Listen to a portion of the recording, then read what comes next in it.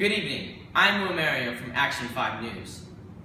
On Friday, July 10th, 2015, hundreds of people gathered around the Confederate flag, which was lowered shortly after 10 a.m. outside the South Carolina Capitol. Then the flag was transported to a military museum a mile down the road. The flag had flown outside the Capitol for 54 years, but on this day it was finally taken down. South Carolina Senate passed a bill to remove the Confederate flag, and it was approved by Nikki Haley. The debate over the flag was reignited after Dylan Roof, a 21-year-old, was charged with killing 9 African-American churchgoers. Roof was pictured flying the flag on social media days before the brutal massacre. Due to the viral picture of Roof, the debate about the flag began to resurface. The flag is seen by many as an icon of slavery and racism, while others see it as a symbol of U.S. heritage and history. We have Colin Donnelly in Columbia, South Carolina with us tonight. Colin, what are you reporting? Thank you, Will.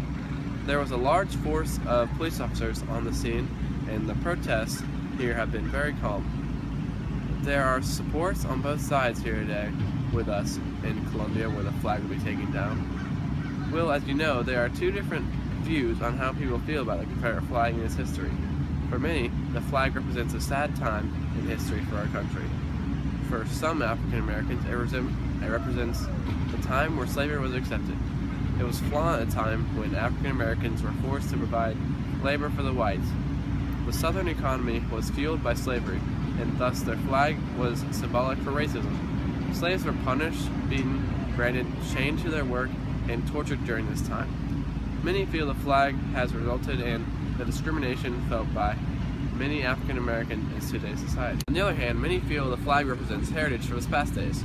It is a symbol of patriots who were willing to die and protect their country, to make sure it remained as the founders intended it to be. It was a battle flag during the Civil War, which represents the history of the South.